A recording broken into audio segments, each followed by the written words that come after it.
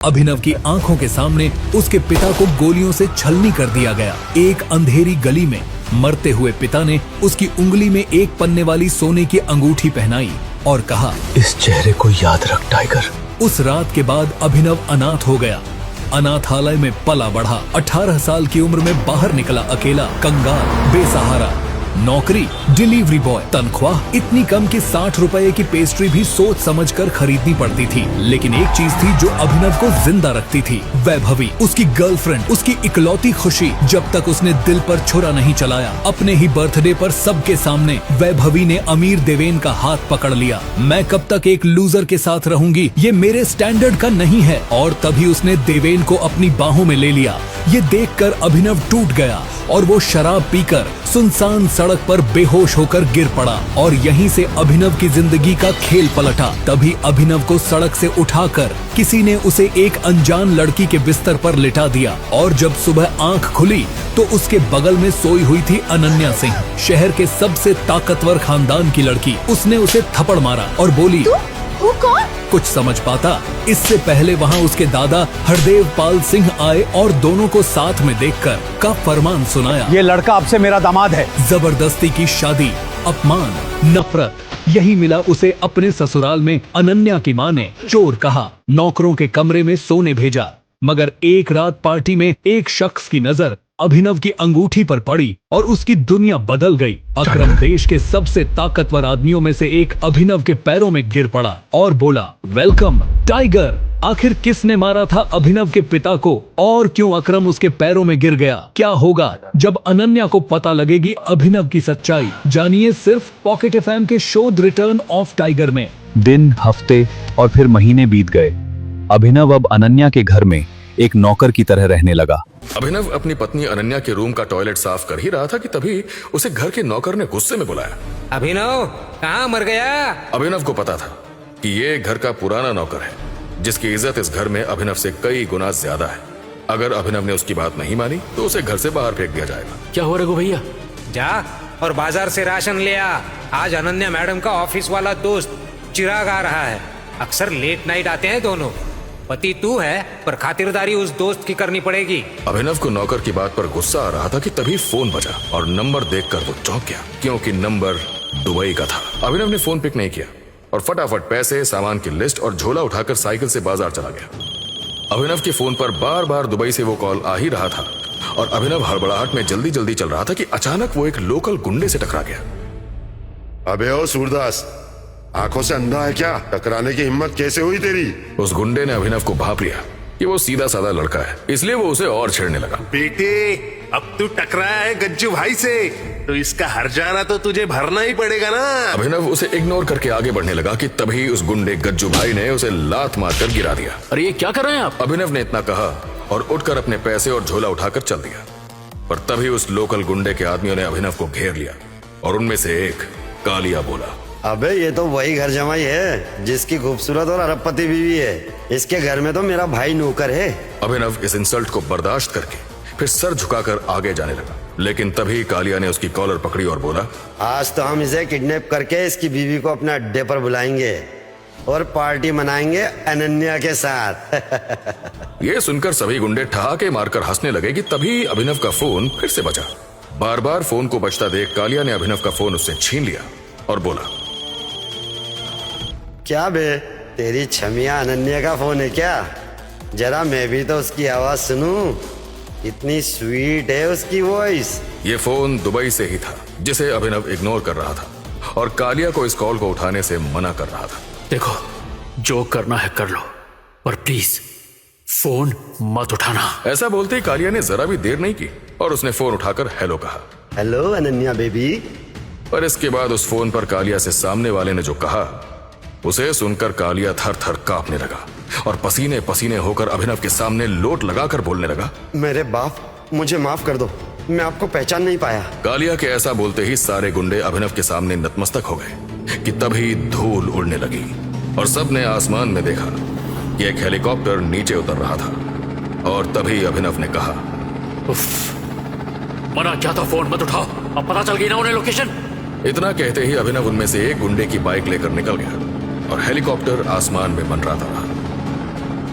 आसपास के लोग खड़े होकर यही सोच रहे थे कि आखिर जिस साइकिल से आने वाले गरीब लड़के को सब परेशान कर रहे थे, अचानक उसके सामने इतने बड़े गुंडे क्यों जिंदगी की भीख मांगने लगे? क्यों फोन उठाते ही हेलीकॉप्टर आ गया?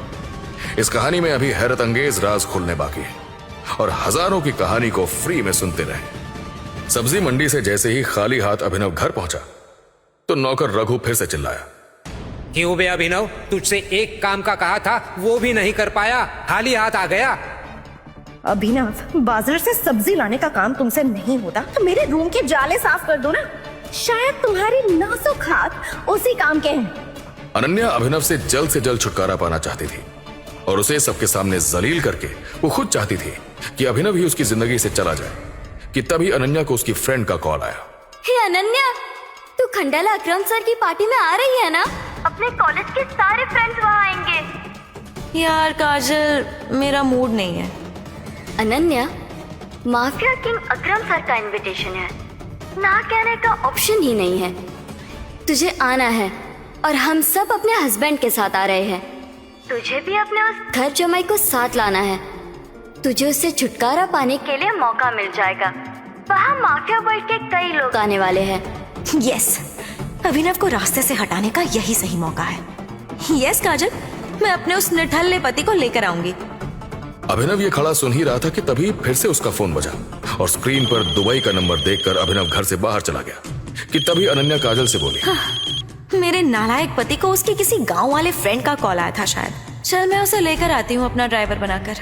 अनन्या इस बात से अनजान थी कि जिस पति से वो अपने घर का टॉयलेट साफ करवाती थी उसे दुबई से किसी का कॉल आ रहा था और उस कॉल को उठाते ही हेलीकॉप्टर का आ जाना, इसका राज खुलना बाकी था। और अब खंडाला में कुछ ऐसा होने वाला था जो अनन्या के भी होश उड़ा देगा।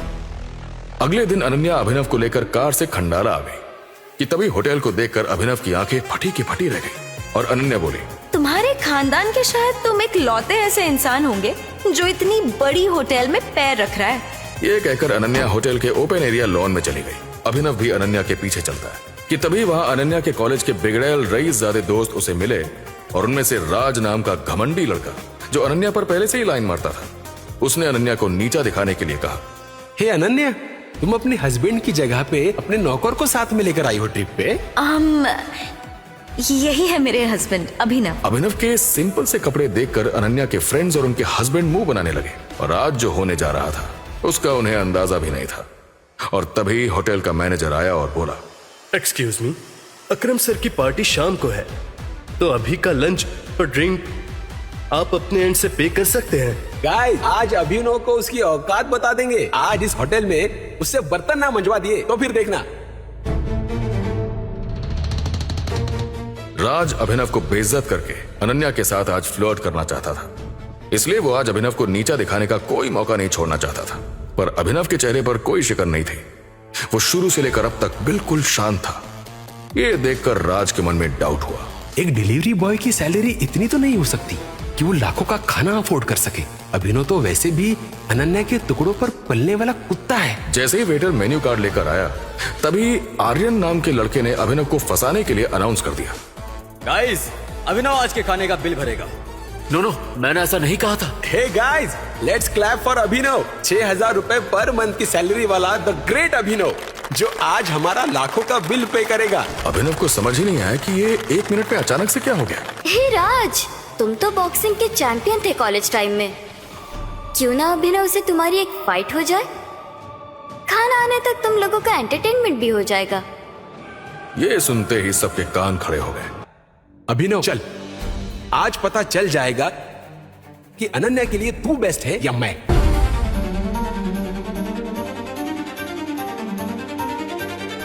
अभिनव जवाब तो देना चाहता था पर उसने दांत पीसते हुए बॉक्सिंग रिंग में कदम रखा। राज भी तैयार होकर बॉक्सिंग रिंग के अंदर आ गया। वहां दूसरी तरफ आर्यन और उसके दोस्त महंगी ड्रिंक्स और खाना ऑर्डर करने लगे। बेटा, ये 1.5 लाख का वाइन देना। तो तभी राज ने अटैकिंग मोड में आकर अभिनव को एक पंच मार दिया और अभिनव के मुंह से खून निकलने लगा। इसके बाद लगातार राज अभिनव को पंच मारता रहा और उसे हाथ उठाने का मौका ही नहीं दिया। और सभी ने मान लिया था कि अब अभिनव का काम तमाम हो जाएगा कि तभी अभिनव नीचे गिर गया। बस भी करो अभिनव, हार मान लो और बाहर आ जाओ रिंग से। अनन्या के इतना कहते ही बॉक्सिंग रिंग के बाहर रखा अभिनव का फोन बजने लगा। अनन्या उसका फोन न देख ले इस जल्दी में अभिनव उठा और राज उस पर अटैक करने आ ही रहा था कि तभी अभिनव ने राज को एक इतना जोर का पंच मारा कि राज वहीं बेसुध होकर गिर पड़ा और अनन्या की नजर अभिनव के फोन से हटकर नीचे पड़े राज पर गई। ओह गॉड, बॉक्सिंग चैंपियन राज को एक ही पंच में अभिनव ने कैसे गिरा दिया? ऐसा पंच तो कोई प्रोफेशनल खिलाड़ी ही मार सकता है। ये अभिनव कुछ छिपा रहा है। तभी अभिनव बाहर आया और उसने अपने फोन को उठाकर अपनी जेब में रख लिया कि तभी राज को होश आया और वो चुपचाप आके अपनी सीट पर बैठ गया। और तभी आर्यन ने राज से कहा, कोई बात नहीं राज, अभिनव ने वहां हरा दिया तुझे, पर खाने का बिल हमने इतना बढ़वा दिया है कि उसकी 7 पीढ़ी भी बिल नहीं भर पाएंगी। उसके बाद उसके हारते ही तू अनन्या के साथ सारी भड़ास निकाल लेना। ये रहा आपका बिल सर, जो है 5,40,000। अरे अरे कोई बात नहीं, हमारे अभिनव साहब के पास पैसे हैं बिल भरने के लिए, दो ही नहीं बिल पे करेंगे। पर तभी अभिनव को देखकर वो वेटर थोड़ा कंफ्यूज हो गया। उसके कपड़ों से उसने उसे तुरंत जज कर लिया था। तभी वेटर ने कहा, सर प्लीज रिसेप्शन पर आइए। तभी पीछे से काजल ने कहा, ध्यान रखना ये भाग ना जाए। अचानक होटल के मेन डोर पर कुछ Z+ सिक्योरिटी गार्ड्स आ गए और सबका ध्यान उस तरफ चला गया। तभी राज बोला, लगता है कोई सेलिब्रिटी आया है। सब टकटकी लगाकर गेट की तरफ देख रहे थे कि तभी सबने देश की टॉप 10 रिचेस्ट की लिस्ट में शुमार मिस्टर दिक्पाल को देखा और काजल चौंक कर बोली, ओह माय गॉड, मिस्टर दिक्पाल, ये तो अकरम सर के बॉस है। इनसे मिलने के लिए सालों वेट करना पड़ता है।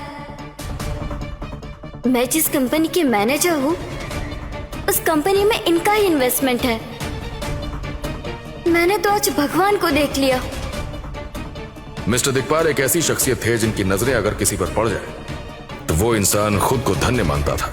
हर कोई अभिनव को छोड़कर मिस्टर दिक्पाल पर फोकस लगाए बैठा था और अभिनव सबके पीछे छिपकर एक कोने में बैठा था कि तभी मिस्टर दिक्पाल की तीखी निगाहों ने अभिनव को पहचान लिया। तुम यहाँ क्या कर रहे हो? मिस्टर दिक्पाल ने अभिनव की तरफ देखा पर सबको लग रहा था कि वो उनकी तरफ देख रहे हैं कि तभी राज आगे बढ़ा। अभिनव उठा और मिस्टर दिक्पाल को इग्नोर करते हुए मेन गेट की ओर चल दिया कि तभी मिस्टर दिक्पाल ने होटल के मैनेजर से कहा, इसका और सबका बिल मेरे अकाउंट में कर देना। यह कहकर मिस्टर दिक्पाल अपने रूम में चले गए।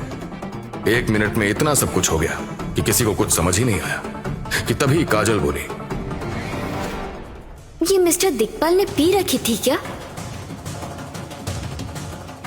वो शायद अभिनव को कोई और समझकर बैठे और अभिनव को अमीर लोगों के बारे में क्या पता होगा, वो उन्हें इग्नोर मारकर चला गया।